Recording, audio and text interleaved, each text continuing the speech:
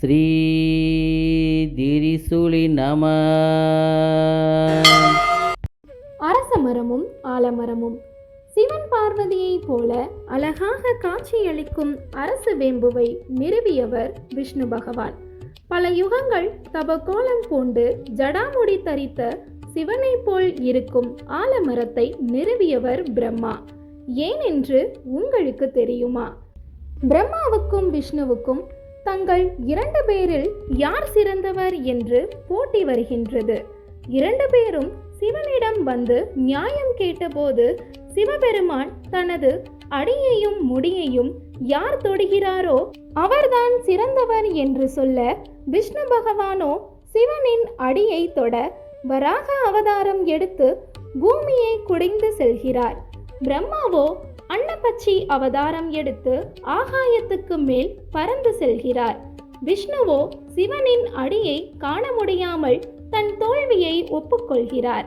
அதன் விளைவாக சிவபார்வதியாக காட்சியளித்த சிவபெருமான் இந்நிகழ்வின் காரணமாக பூலோகத்தில் மரம் ஒன்றை நட்டுச் செல் என்கிறார்.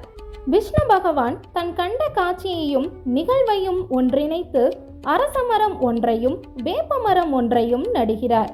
அரச மரத்தின் செயல் வராக ரூபம் எடுத்து பூமியை குடைந்து கீழ் நோக்கி சென்று மேல் வருவதைப் போல், அரச மரத்தின் வேர் பூமியின் கீழ் சென்று பூமியில் ஏதோ ஓர் இடத்தில் வெளியில் வந்தாலும் அதுவும் ஓர் மரமாக மாறிவிடும்.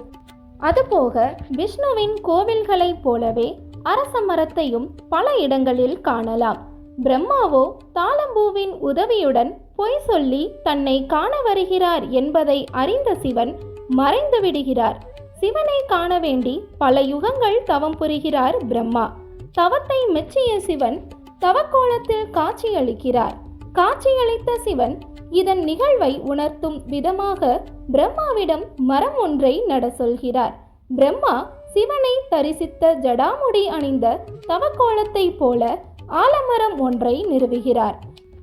அதன் செயல்கள் பிரம்மா அன்னப்பச்சி உருவம் கொண்டு வானோக்கி பறந்து மீண்டும் கீழ் நோக்கி வருவதைப் போல் ஆலமரமும் வானோக்கி உயரமாக வளர்ந்து மீண்டும் கீழ் நோக்கி விழுதுகளாக பூமியை வந்தடையும்.